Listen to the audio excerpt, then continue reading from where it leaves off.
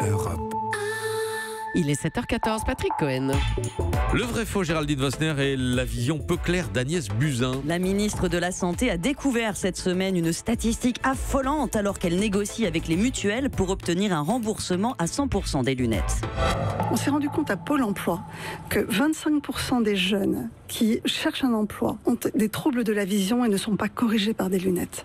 Vous vous rendez compte, c'est énorme et ça explique notamment le décrochage scolaire pour certains.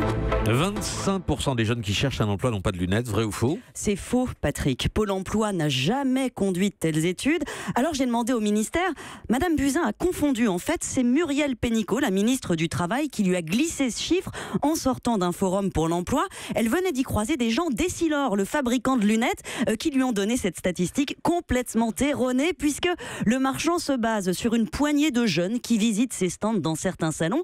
C'est une perception, me dit-on chez Essilor, ça n'a aucune valeur statistique. Donc ce chiffre est faux, vous pouvez l'oublier, tout comme vous pouvez oublier le lien avec le décrochage scolaire qui vient lui aussi d'une brochure d'Essilor. Selon le fabricant, une mauvaise vue multiplierait par 3 le risque de redoublement, sauf qu'il s'appuie sur une étude conduite il y a 18 ans auprès de quelques enfants d'écoles défavorisées au Brésil qui cumulaient bien d'autres difficultés. L'extrapolation ne vaut rien. Évidemment, la prévention est essentielle à l'école, mais c'est d'abord un problème de santé. Donc il n'y a pas de lien prouvé entre problème de vue et insertion. Non, on a bien quelques statistiques. On sait que 1/3 des 16-24 ans en France ont une mauvaise vue.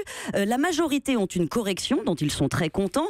Reste 10% des jeunes qui pensent que cette correction n'est pas optimale et 3,5% qui sentent qu'ils auraient besoin de lunettes mais n'en ont pas du tout. Donc c'est préoccupant, mais il faut relativiser. Ce qu'on connaît mal par contre, c'est ce public spécifique des jeunes chômeurs. Ont-ils plus que les autres des troubles non détectés?